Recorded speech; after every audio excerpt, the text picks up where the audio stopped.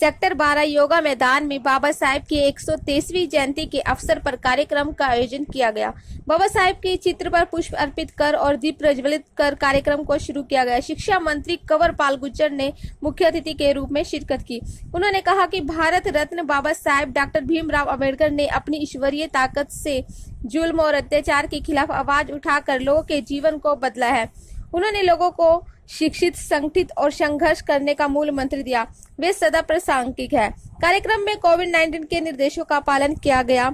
इस मौके पर भाजपा के प्रदेश महामंत्री एडवोकेट वेदपाल, मुख्यमंत्री के प्रतिनिधि संजय भटला, में रेणु बाला, पूर्व HSSC मेंबर अमरनाथ सोदा, केश कला एवं कौशल बोर्ड के उपाध्यक्ष यशपाल ठाकुर, पूर्व विधायक रमेश कश्यप, भाजपा नेता अमृत लाल जोशी, सुनील गोयल, मंडल अध्यक्ष प्रवीण लाठर, कविंद्र राणा उपस्थित रहे।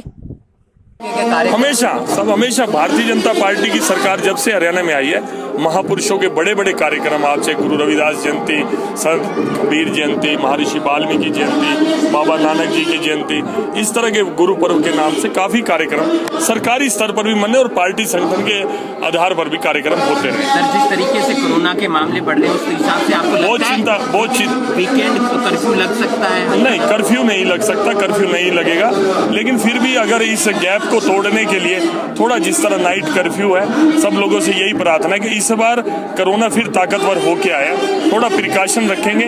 अभी शुक्र है कि सरकार ने वैक्सीन भी हमारे यहाँ पर बन रही है और जो सुविधाएं, PP किट, मास्क, मेडिसन, सब यहाँ पर हिंदुस्तान के अंदर बहुत तेजी से, यहाँ तक अपने हिंदुस्तान के लिए पूरी दुनिया के देशों को हिंदुस्तान अपनी वैक्सीन दे रहा है। तो फिर भी मैं कहता हूँ कि लापरवाही नहीं होनी चाहिए, कड़ाई रखनी चाहिए। हम सब इस बात की चिंता। पीके की काला बाजारी के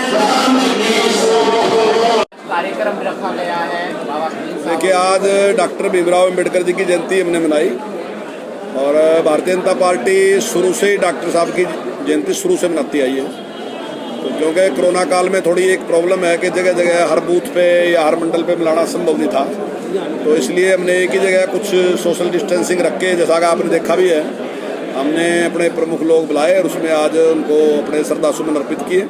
क्योंकि डॉक्टर साहब ने जो हमें संविधान दिया, जिस प्रकार का संविधान दिया, सबको एक जैसे अधिकार दिए और जिस प्रकार से उनके संविधान की वजह से समाज में एक रूपता आई और जिसकी वजह से देश आज इतनी प्रगति कर रहा, तो उसके लिए हम उनके बहुत आभारी हैं। उनके चरणों में नमन करने के लिए, उनको श्रद्धासुमन अर्पित करने के लिए आज के कार्यक्रम का आयोजन हमने किया। क्या लगता है सर, नाइट कर्फ्यू लग सकता, नाइट जो वीकेंड कर्फ्यू है हरियाणा के अंदर, वो आने वाले दिनों में लग सकता है? नहीं, देखिए, अब आने वाले दिनों में क्या हो सकता है, तो मैं नहीं 100% तो नहीं कह सकता, तो उस परमात्मा नहीं पता क्या हो सकता है, लेकिन हमारा प्रयास है कि लॉकडाउन ना लगे। नाइट कर्फ्यू तो लगी रहा है इस टाइम भी, वो तो लगा हुआ है, लेकिन हमारा पूरा प्रयास है और मुझे पूरी उम्मीद है कि समाज इसमें पूरा सहयोग करेगा।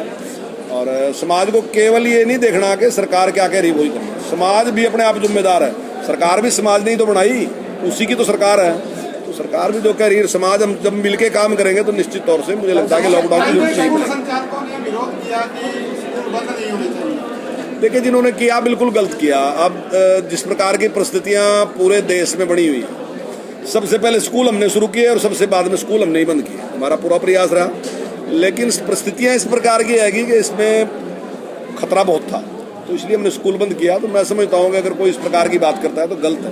सर, चौटाला ने कल पत्र लिखा है प्रधानमंत्री नरेंद्र मोदी को कि किसानों से फिर से वार्ता की जाए ताकि वहाँ पर स्थिति जो है वो बेकाबू ना हो, कंट्रोल में की जा सके। हम पहले दिन से वार्ता करने के लिए तैयार हैं, हमेशा हमारे दरवाजे खुले हैं, जब भी वो चाहे हम बात कर सकते हैं। हम अब भी तैयार हैं बातचीत करने के लिए, पर लेकिन जिस प्रकार की शर्तें वो रखते हैं कि पहले तीनों कानून रद्द करो फिर बात करेंगे, तो ये शर्तों में नहीं होता। 3 कानून जो बने वो किसान के हित में। हम दावे के साथ कहते हैं कोई भी प्लेटफार्म, वो लोकसभा में, विधानसभा में, टीवी डिबेट में, जनसभा में, कहीं भी इस पे डिबेट कर लें, ये तीनों कानून किसान के हित के कानून हैं। नहीं, देखिए, इसकी मुझे कोई जानकारी नहीं है, ये केवल आपकी खबर है और आपके अखबार। सर, आपने कहा कि 30 अप्रैल तक जो है रिपोर्ट सौंपे स्कूलों की, क्या 1 मई से स्कूल सुचारू रूप से चल सकते हैं? नहीं, अभी तक इतने टाइम के लिए क्या, परिस्थितियां क्या रहेंगी उसके ऊपर निर्णय लेंगे, जैसी परिस्थितियां होंगी उस हिसाब से।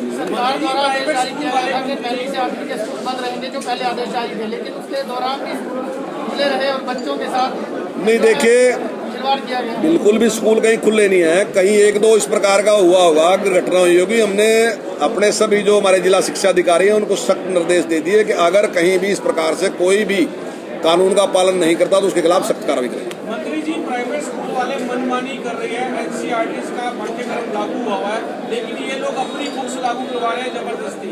उसमें मैंने सरकार का क्या एक्शन प्लान रहेगा? देखिए, उसमें मैंने बातचीत की है, अधिकारियों की मीटिंग मैंने बुलाई थी और जल्दी उस पर हम निर्णय लेंगे। इसमें कोई छापामारी होगी जो स्कूल इस तरह नहीं, उस पर हम सिलेबस को निश्चित करेंगे कि एनसीईआरटी का ही सिलेबस पढ़ाया जाए। जो दूसरी बुक्स हैं जिसका आप जिक्र कर रहे हैं कि वो दूसरी बुक्स अपने हिसाब से लगा लेते हैं और जो बहुत महंगी हैं वो केवल मेरे ख्याल के शायद लगाई इसीलिए जाती हैं, तो उन पर रोक लगाएंगे। उसके लिए मैंने अधिकारियों की बैठक ली थी और जल्दी। बहुत नुकसान हुआ है, हाँ, नहीं स्कूलों की तरफ से कोई सरकार लोगों के लिए कोई बेनिफिट देने जा रही है?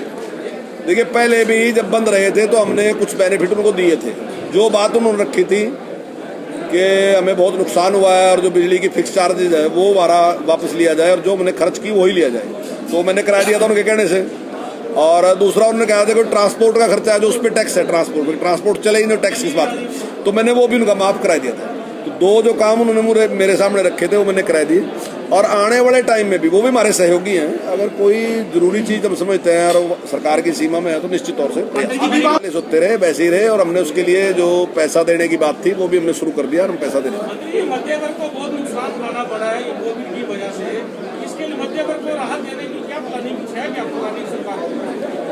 देखिए, नुकसान तो सबको ही उठाना पड़ रहा है, चाहे वो इंडस्ट्रियलिस्ट है उसको भी उठाना पड़ रहा है, चाहे मध्य वर्ग का व्यक्ति है उसको भी, नौकरी पैसा उसको भी, सबको नुकसान तो उठाना ही पड़ रहा है। अब परिस्थितियां ऐसी हैं, कोई किसी की वजह से नहीं है, प्राकृतिक चीज है और जो भी मदद कर सके करेंगे। मंत्री, रात का कर्फ्यू लगा दिया गया, लेकिन मामलों की अगर बात की जाए तो लगातार बढ़कर आ रहे हैं जो कोरोना के। नहीं, देखिए कोरोना ऐसा नहीं है कि रात का कर्फ्यू आप लगा दोगे तो कोरोना एकदम समाप्त हो जाएगा, ऐसा नहीं है। अब जितने बढ़ सकते थे, अगर ना लगाते तो और ज्यादा बढ़ सकते थे, तो उसमें कमी आती है।